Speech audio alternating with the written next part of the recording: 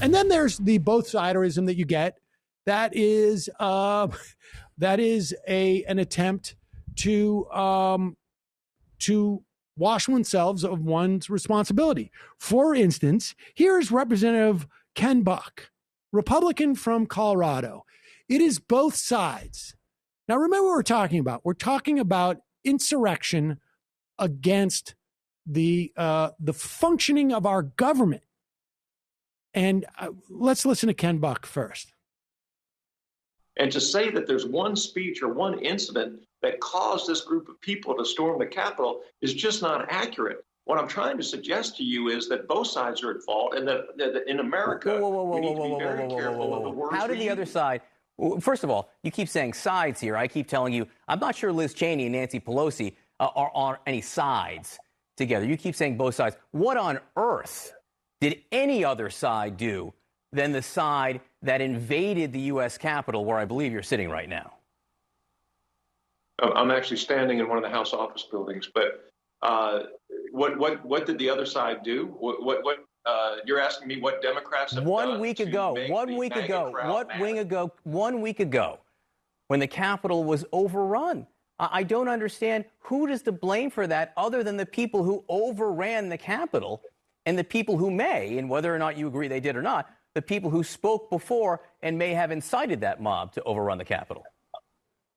I love that because Representative Buck, he's like, I'm not really going to prep for this interview. I know what I'm going to do. I'm going to do a both sides shtick that usually works all the time. Like, that's what Republicans do to deflect from their own inhumanity and complete irresponsibility, and often what Democrats do to excuse their weakness. He was like, I do this all the time. Here we go. It's both sides. And CNN's like, John Berman's getting aggressive these days. I've noticed that a little bit. I like it. Do we have more of that answer? Because I can guess what he's talking about, but I'm curious how explicit he got. I think that might have just been. If you can make your predictions each, I can find it quickly.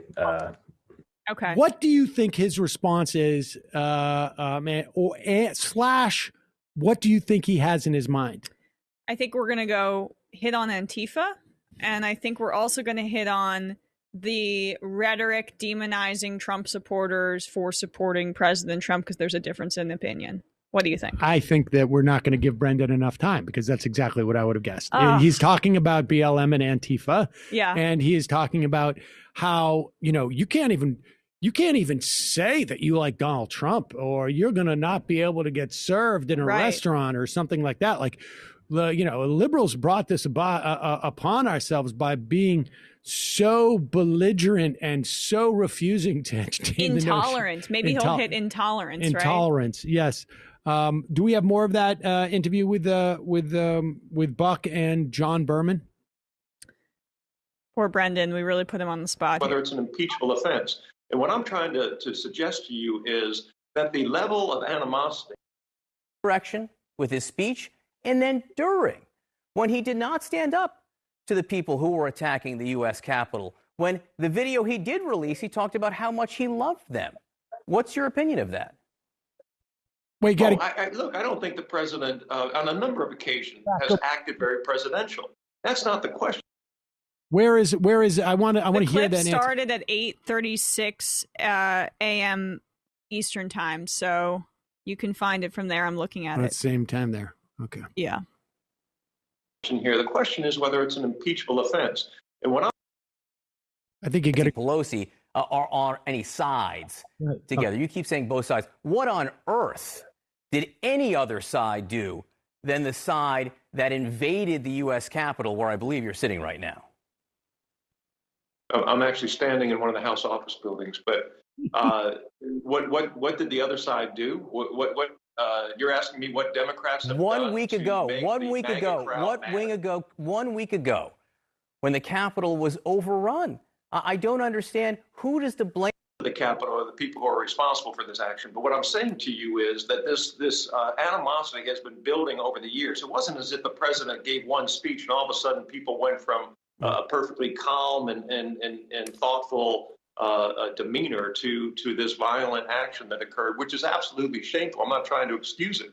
But the actions that have led up to this are typical of this impeachment. What you want to do at this point in time I just want to go one last thing, because this is something I know you feel strongly about. You were on the show last week arguing against those trying to overturn the Electoral College. Mike Pence apparently agreed with you. The vice president deflected. We should have chosen that option. But the idea, I mean, he also made his own argument against himself by saying that, right, this didn't happen over one. We saw Donald Trump build this resentment over the course of 4 years. We saw the Republican Party join him in lockstep, his own party. It's amazing the backflips they try to do to get themselves out of being culpable for creating this monster and the subsequent violence that he's also created. But I mean, like, it's because of the lie about the election. Like, that's what's causing this. Yes. And they all know, and yet they talk to their colleagues and whisper behind closed doors and say, we know Joe Biden won. And yet they don't understand how they're in any way culpable for the violence that happened on Capitol Hill. Like, if people genuinely believe that an election was stolen by nefarious actors and that their beloved presidential candidate was cheated out of an election and actually won by a landslide, why are people shocked that there is unrest? Like, that's the natural progression of things. Right. And there's been, and let's face it. I mean, a lot of this is just a resentment, a racial, ultimately at the bottom of it. A lot of it is just a racial resentment because Joe Biden, as absurd as it is to them, represents Antifa and is doing the bidding of AOC. Mm-hmm. And we all know, I mean, I think like people should really be clear on this. When we hear them complain about Antifa, it is their way of complaining about BLM. Yeah. And their way of complaining about BLM is the same racial resentment that they have had. Like the idea that that black people got a president and then they still want more. They still want, X, Y, or Z, or they want, like they're taking away our privilege. Well, I mean, we did. We went through it, but and here's the thing.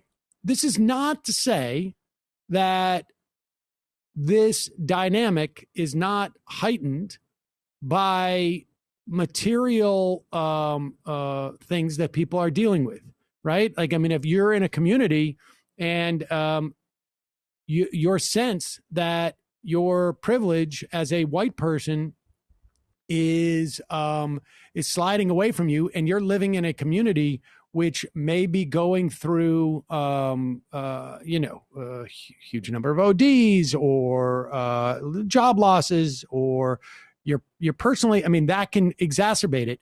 But I mean, clearly, you cannot look at that crowd of people who have the ability to take time off from work and afford to fly. Who owns like DC, a pool business or I mean, obviously, state lawmaker. That's not the only story that could contribute to it, just as much as like a lot of people got divorced. I mean, like there are certainly material issues here, but I this is at its heart the dynamic between Democrats and Republicans, between largely speaking, Democrats and Republicans at this point is a racial one, both in terms of like just raw voters and in terms of like what has been an ongoing narrative in this country for 400 years. When you said the thing about how Antifa is their way of going after Black Lives Matter, it reminded me of how when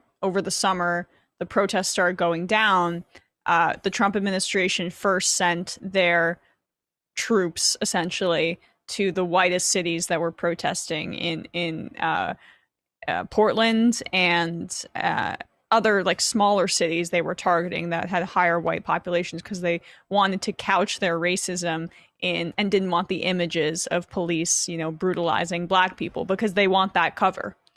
Yep. They want that cover just like that Republican congressman wants that cover, Ken Buck, for giving cover to and allowing for the rise of authoritarianism in this country. Here is more of that same theme where the Republicans are trying to say that the attack on the Capitol, where people are, and I don't even know you can call this protest. I mean, you come in there and you're coming in with zip ties. It's just not a protest. You're an attempted kidnapper insurrectionist. Yeah, I mean, it's not a protest.